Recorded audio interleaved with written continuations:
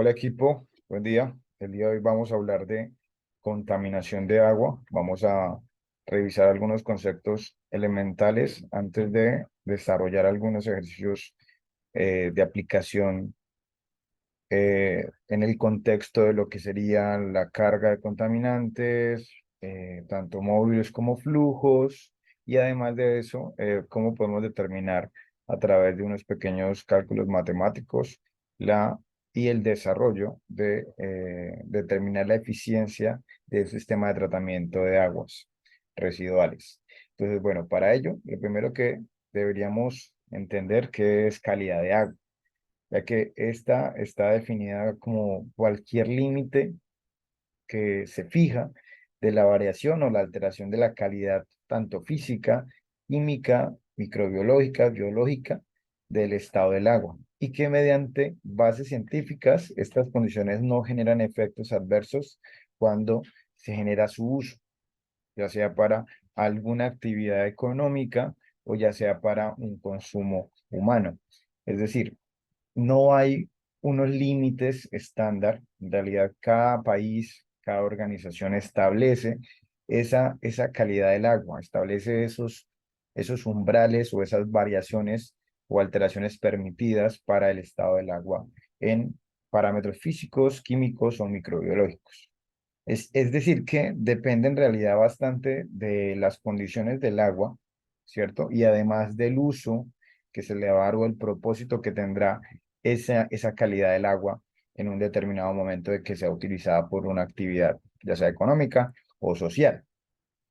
Así que podríamos empezar a distinguir estos grandes usos del agua como el doméstico, el industrial, el agrícola y el del ecosistema. Vamos a priorizar claramente más hacia el elemento industrial eh, por su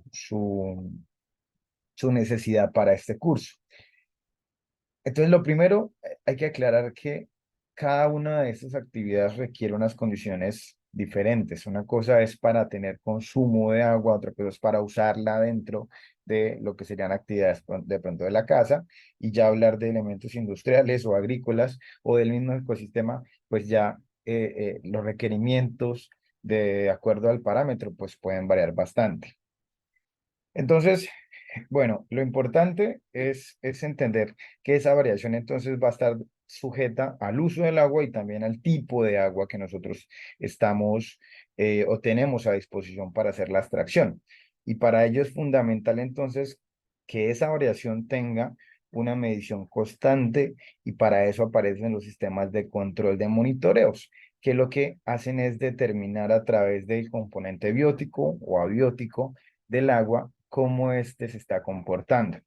Y en este sentido, pues establecer los parámetros, las técnicas y procedimientos con frecuencia y regularidad que se tienen que desarrollar para que el control de la variación del parámetro, por ejemplo, el pH o la temperatura o cualquier otro parámetro asociado a lo químico, lo físico y microbiológico, pues estén acorde al umbral que hemos definido como calidad.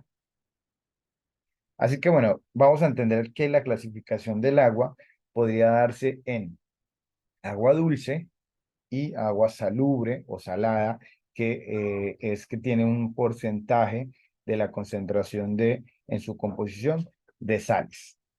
El agua dulce podríamos verla inicialmente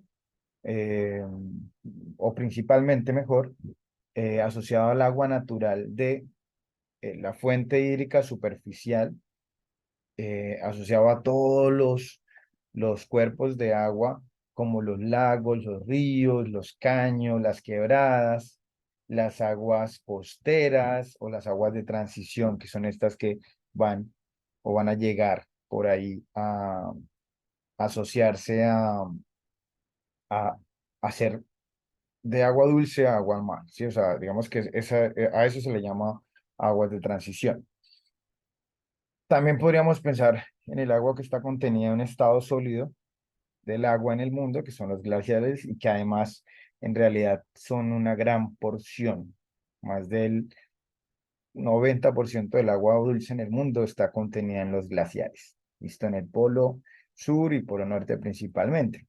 Y por otro lado están las aguas subterráneas, que hace referencia a esa agua que está por ahí confinada, pero que podemos hacer uso de ella y que está apenas en el subsuelo, que son los acuíferos, ¿no? Y que también tienen unas connotaciones muy diferentes a las aguas superficiales en cuanto a determinadas minerales y concentración de algunos elementos. O sea, varía bastante un agua subterránea de una superficial. Y si pensamos en las superficiales, cada una de estas clasificaciones que les doy desde lagos hasta aguas costeras, pues también tienen unas características bastante diferentes en su composición física, química y microbiológica.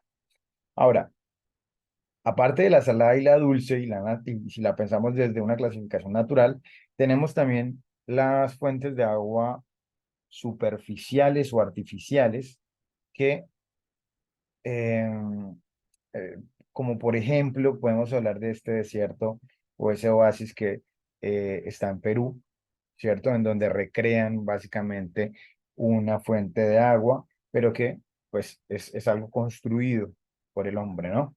Y por otro lado están la clasificación de las fuentes de agua muy modificadas, que ya han tenido algún tipo de proceso natural o antrópico, que ha generado que no exista vida en ella, como por ejemplo sucede en el Mar Muerto. Ahora, en cuanto al uso del agua, nosotros podemos revisarlo de dos maneras. La primera, que tiene un enfoque más conceptual hacia el propósito que tiene, ¿cierto? El uso del agua y que podríamos asociarla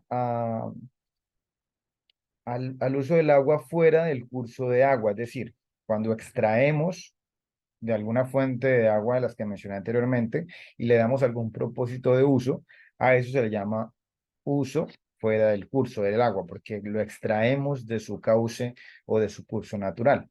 Luego tenemos como las actividades domésticas o industriales, etcétera. Luego tenemos un uso en el curso del agua. ¿Eso qué quiere decir? Que no hacemos extracción del recurso agua, sino que aprovechamos su dinámica para hacer uso de ella, como por ejemplo la pesca o como por ejemplo la navegación. Luego tenemos otro tercer uso que puede estar relacionado a que el agua sea un receptor del afluente de residuales, ¿sí? El agua por naturaleza presta un servicio ecosistémico que es el de soporte a las condiciones y actividades antrópicas, es decir, naturalmente el agua hasta cierto límite tiene la capacidad de depurar ciertos contaminantes. Eso no quiere decir que le tendremos que o lo tendríamos siempre que estar arrojando vertimientos residuales, pero sí tiene cierta capacidad realmente. Luego, tenemos el agua como medio ecosistémico, es decir, que garantiza un servicio de soporte también para que la vida acuática, también como terrestre, pues tanto de cualquier tipo de animal, pues se soporte básicamente en el suministro y en el acceso y disponibilidad y consumo del recurso para cualquier especie humana y especie vegetal o animal. Y luego ya tenemos una clasificación mucho más específica bajo la norma o el decreto, mejor, 3930 del 2010, en donde se establecen 9 diferentes tipos de usos de agua. Para este decreto definimos consumo humano y doméstico, que son dos cosas diferentes. Consumo humano, que es la ingesta directa del agua, y doméstico para las demás actividades de la casa.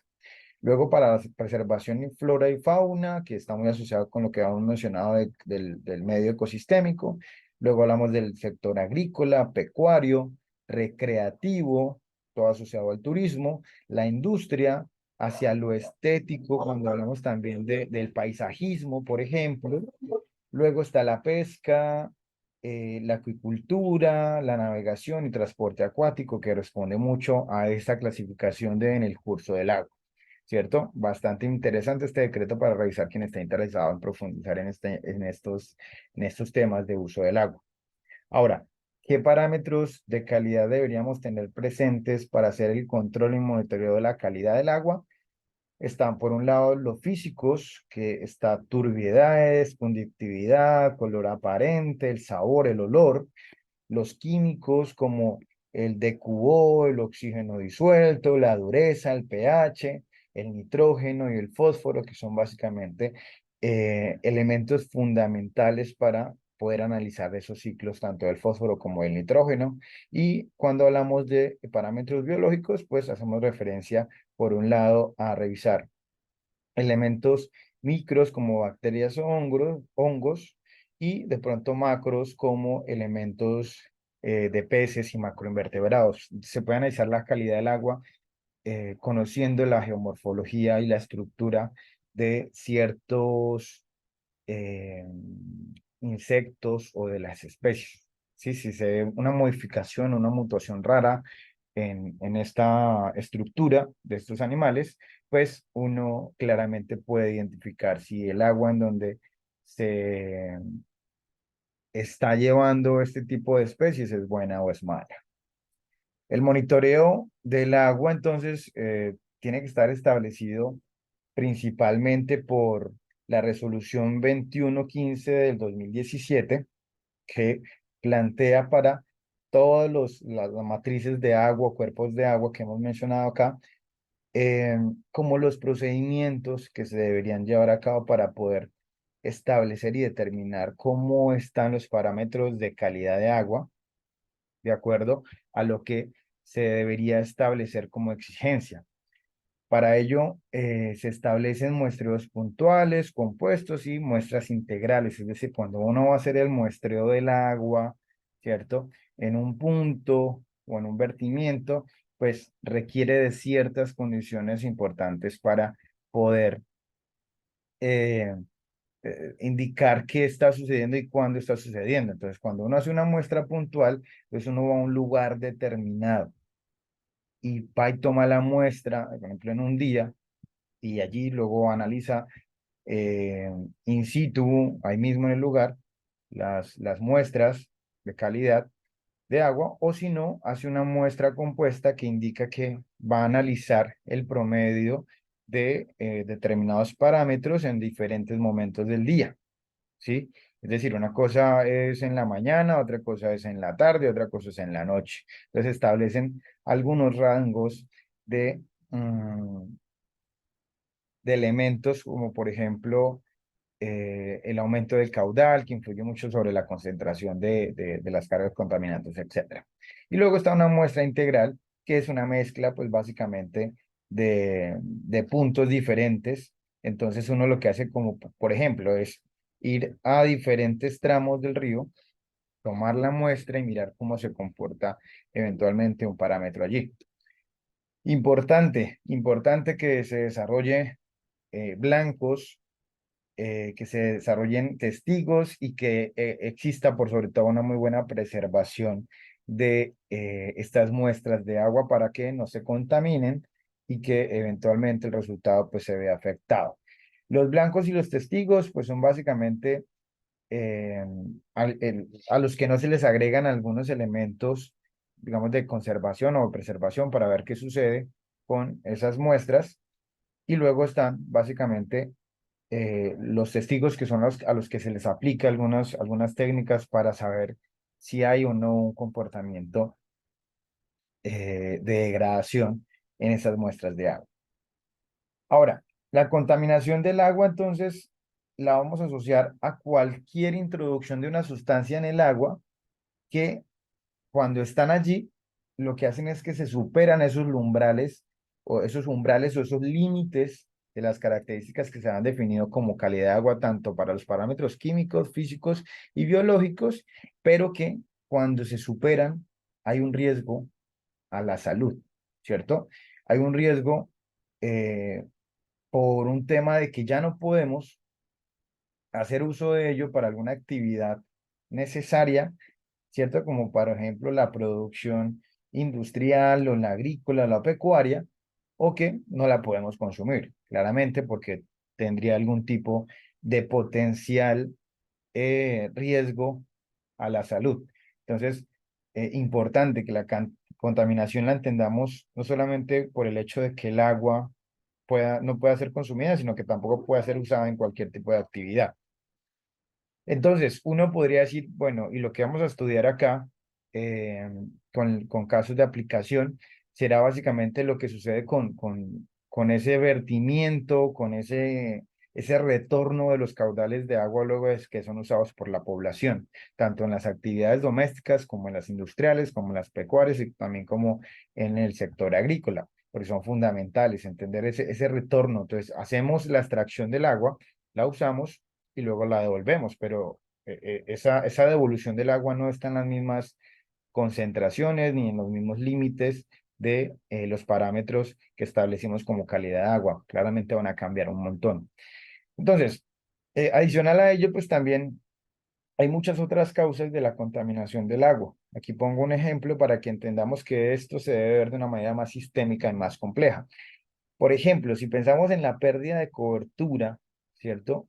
En el suelo de bosques o elementos eh, naturales, por un lado podríamos perder la capacidad que tienen los suelos para infiltrar y hacer eh, una, digamos, un balance en la dinámica del agua. Y el hecho de que ya no se puede infiltrar agua y que además aumenta las correntías, es decir, el suelo no retiene nada de agua, pues aparecen las inundaciones y en consecuencia, pues si pensamos en actividades pecuarias y agrícolas, pues hay un deterioro de la utilidad de la capacidad económica que puede tener esta actividad económica. Luego, por otro lado, podemos hablar de las fuentes, de las fuertes lluvias que se asocian bastante a lo que podríamos pensar, ¿cierto? A la misma erosión del suelo y al arrastre de material que por los dos lados, por ejemplo, si pensamos que cuando llueve muchísimo, ¿cierto? Hay una erosión del suelo, pues tenemos que ayudarle al suelo para que sea mucho más fértil o sea mucho más productivo y eso implica la agregación de o aplicación de agroquímicos que tienen otra connotación cuando estos, por ejemplo, se infiltran y van y caen allá al agua subterránea o por escorrentía, quedan por ahí en el suelo y se van directamente a los caudales de los ríos. O por otro lado, el arrastre de material, ¿cierto? De zonas naturales o orgánicas que terminan siendo sedimentos y que terminan modificando por ahí la estructura de los cauces de los ríos. Y por otro lado, perder, bueno, también la cobertura está muy asociado al tema de perder la capacidad de retener el calor, que es otro servicio por ahí que prestaba el entorno ecosistémico y que en consecuencia, si les interesa escuchar bastante, que está muy asociado a los entornos urbanos y principalmente a las actividades industriales, aparecen las islas de calor. ¿Listo? Que son concentraciones de lugares donde aumenta la energía en forma de calor. Pero bueno, vamos a clasificar la contaminación según tres maneras de verlo. La primera es la generación que tiene, porque podemos tener no solamente contaminación antrópica o humana, ¿sí?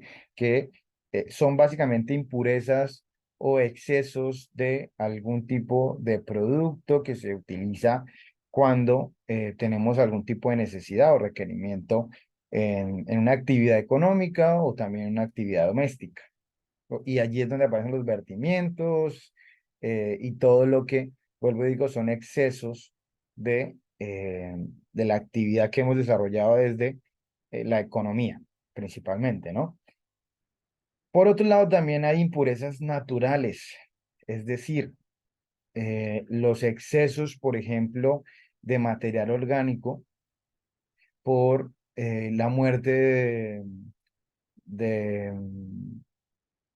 de animales, por ejemplo, arriba en los cauces, que luego están por ahí descendiendo a las partes bajas de los ríos. También podemos pensar en el cambio abrupto del sistema hidrológico, no el ciclo del agua, ¿cierto? Cuando se modifica alguno de los procesos, ya sea la precipitación, la escorrentía o la infiltración por la erosión o erupción de los suelos. ¿sí? Y los restos de animales y plantas que, como les mencionaba, son elementos orgánicos que tienden a descomponerse y a degradarse muy rápido. Por otro lado, tenemos una clasificación según el origen. Entonces, cuando hablamos de un origen de contaminación puntual, hacemos referencia a que estamos hablando de algo totalmente estacionario, algo inmóvil, algo que se genera y se puede identificar y localizar muy fácil, ¿sí? Porque es básicamente la descarga del vertimiento, del efluente, ¿cierto?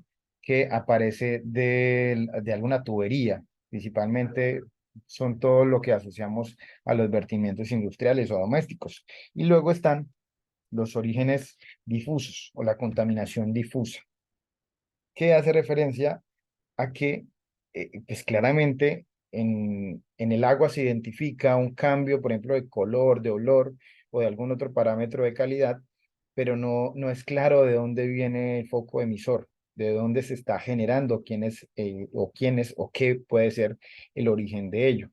Principalmente podemos poner como ejemplo lo que sucede con la agricultura. Entonces, se aplica una gran cantidad de agroquímicos, pero el, digamos, la dinámica o la fluidez de esos residuos de carga contaminante, pues no se sabe por dónde andan, ¿sí? Y tampoco en dónde salen. Luego tenemos la clasificación según la naturaleza. Podríamos hablar de elementos físicos, podríamos hablar de elementos biológicos y podríamos hablar de elementos químicos, ¿sí? Y que también responden a lo que veníamos hablando del mismo parámetro de calidad. Entonces, cuando hablamos de algo físico, pues es un elemento, una sustancia que modifica básicamente el olor o la naturaleza de inmediato porque está asociado a elementos como colorantes en la industria, por ejemplo. También podemos hablar de que cuando se vierten sustancias a muy altas temperaturas, esto modifica térmicamente la dinámica del agua y eso altera todo lo que de lo que hemos hablado, si nadie se va a tomar o se va a duchar o se va a bañar en un agua por encima de los 100 grados centígrados.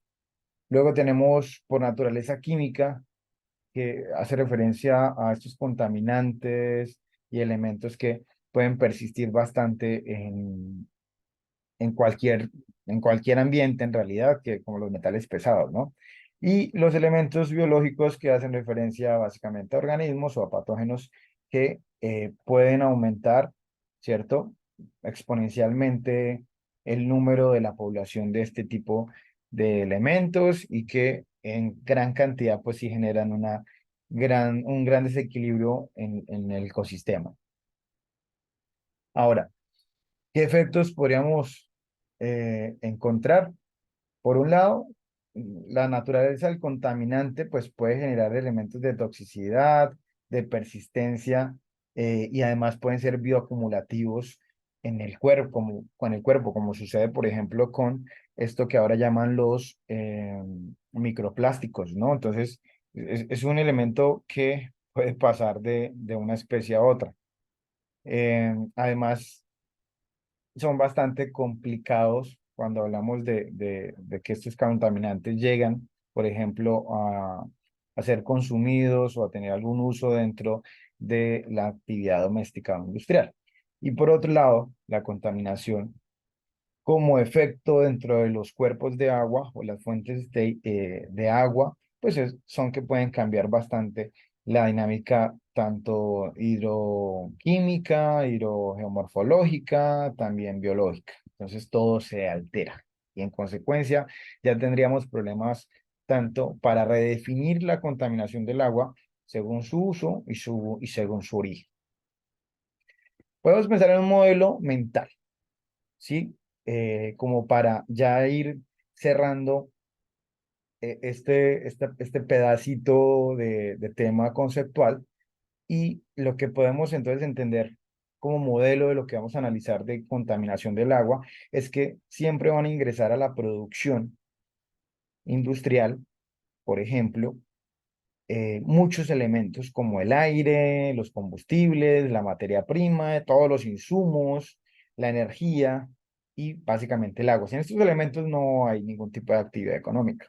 Pero no solamente se da la transformación como un elemento que puede originar contaminación del agua y además uso del agua, sino que también el transporte y la distribución de los productos que se transforman y adicionalmente el producto final y su disposición después de hacer uso, ¿no? Ya le hemos hablado de los excesos que por ahí están. Y luego salen de este sistema de producción un montón de elementos que hay que mirar cómo se pueden gestionar para reducir su impacto al entorno, como por ejemplo los vertimientos, la energía excedente, el ruido que se genera en ello, los olores o todas las emisiones al aire también que se pueden estar generando. Vamos a analizar nosotros cómo podríamos tomar decisiones en términos de números para los vertimientos en el agua o la fluidez de cargas contaminantes de vertimientos eh, industriales o domésticos, pero en realidad hay un montón de elementos que se deberían tener presentes. Para ello, importante entonces reconocer que todo es un sistema, ¿no? Todo el cuerpo de agua tiene muchas entradas, no solamente es un tema industrial, en realidad hay bastantes fuentes que generan pues que el tema de la contaminación del agua sea bastante complejo. No es solamente el tema residencial, ¿no? Y sus vertimientos, o el tema industrial con sus vertimientos, ¿no? También está muy asociado el tema agrícola y el tema pecuaria con sus vertimientos que son difusos, ¿sí? Porque cuando el animalito hace el cuerpo, ese estiércol, por un lado, ¿cierto? Sabemos que el tema pecuario implica una generación de metano, ¿cierto? Que se va al aire y queda por allá como deposición atmosférica y que después se precipita y que, bueno, va a estar por ahí también, ¿cierto? Sino que también cuando llueve y tenemos, por ejemplo, agroquímicos, pues todo eso se va a venir a los acuíferos, si se infiltra o si se escurre, va a venir directamente al río. También las plantas y bueno, todos los animales que están por ahí contenidos cuando fallecen, cuando mueren, entonces también se van a degradar y van a estar ahí. No solamente los acuíferos, también todo el tema de las aguas subterráneas, los pozos sépticos que son muy comunes en las áreas rurales, que todo eso se infiltra, los excedentes también o los lodos que se generan de los sistemas de tratamiento de aguas residuales, cuando hay por ahí problemas de derramamiento de crudo o de petróleo, la misma actividad piscícola también genera muchos, porque se concentra una gran cantidad de animales en un pequeño lugar o espacio, y también la deposición de ellos, pues genera que exista una carga orgánica que implica también un mayor requerimiento de depuración del agua. Y luego también tenemos los lodos, por aquí tenemos los vertimientos que pueden tener dos tipos de excesos o de salidas. Por un lado, cuando hacen la quema, todos esos gases vienen aquí también a la atmósfera que después se van a devolver. O sea, eso no se va para fuera del planeta, sino esto regresa aquí por medio del ciclo hidrológico del agua. Y lo otro que se infiltra por el suelo va a llegar posiblemente por acá al agua. Entonces son muchos aspectos que hay que considerar con respecto a la contaminación del agua. Nosotros vamos a centrarlo en la industria, pero hay que saber que en realidad hay mucho antes y mucho después del vertimiento industrial. Vamos a revisar cuáles podrían ser las alternativas según la problemática en cuanto a la gestión del agua. Por un lado, si pensamos en escasez en cuanto a disponibilidad de agua, pues hay que pensar en nuevas fuentes de agua, como por ejemplo la fuente de agua atmosférica, que no está todavía, digamos, en documentos, pero hay una discusión conceptual bastante importante, que es el agua lluvia, ¿no? Por otro lado, por ejemplo, si hablamos del uso irregular del agua, es decir, de la disponibilidad heterogénea de acuerdo a la precipitación, porque la precipitación denota básicamente la disponibilidad de agua en tiempo y en espacio, y para eso también tendríamos que pensar en alternativas, por ejemplo, de mejorar los procesos de almacenamiento y de distribución del agua que se capta en los periodos húmedos o en los periodos en donde hay disponibilidad de agua. Por otro lado, cuando hablamos de qué tan susceptible es al uso, de acuerdo a la calidad, hay procesos también que ya normativamente en el país eh, buscan incentivar la reutilización o el reuso o reciclo del agua de acuerdo a las calidades que tiene y al uso posterior que tendría el recurso. Pero ya cuando el agua está contaminada, cuando el agua ya tiene alguna alteración que supera esos umbrales de calidad, pues hay que pensar en la depuración del agua. Por un lado, pues para poder hacer uso de ella, pero también para la disposición. Tenemos que ser responsables cuando hacemos uso del agua y el agua definitivamente no está apta para tener un vertimiento. También está normatizado esos límites y esos umbrales máximos de calidad del agua para ser vertido en un cuerpo de agua o en el suelo, que también es otro lugar en donde normativamente ya está habilitado para hacerlo. Vamos a concentrar los estudios prácticos en estos elementos de vertimientos, concentración y flujos de contaminantes en el agua y la eficiencia de los sistemas de tratamiento a la hora de hacer la depuración o mejora del agua. Para ello, vamos a pensar en una herramienta muy digamos, sencilla de interpretar, pero que nos entrega bastante información para la toma de decisiones y concluir qué está sucediendo en determinado proceso de contaminación y que está asociado básicamente al análisis de flujos y niveles, que plantea que el nivel o del flujo final en un determinado proceso o de un contaminante está determinado básicamente por el nivel inicial más las entradas menos las salidas. Gráficamente lo podríamos ver de esta manera. El nivel va a subir o va a bajar, ¿cierto? En términos, por ejemplo, de un contaminante en el agua, de acuerdo al flujo de entrada que va a aumentar, ¿cierto? Y al flujo de salida que va a reducir, ¿cierto? Y el volumen mismo dentro del nivel, ¿cierto? Genera o no una mayor o menor concentración de lo que estemos analizando, en este caso, en términos de un contaminante. Así que bueno, en el próximo video, que estará aquí al ladito, vamos a desarrollar estos 4 ejercicios. Primero, matemáticamente para entenderlo, y luego lo desarrollaremos en un modelo de Python para que esto quede automatizado y que podamos nosotros eh, tener la herramienta para después jugar con ella en eventuales casos en donde necesitemos hacer ajustes del modelo de entradas y salidas y de flujos y niveles. Bueno, entonces los veo en el siguiente video.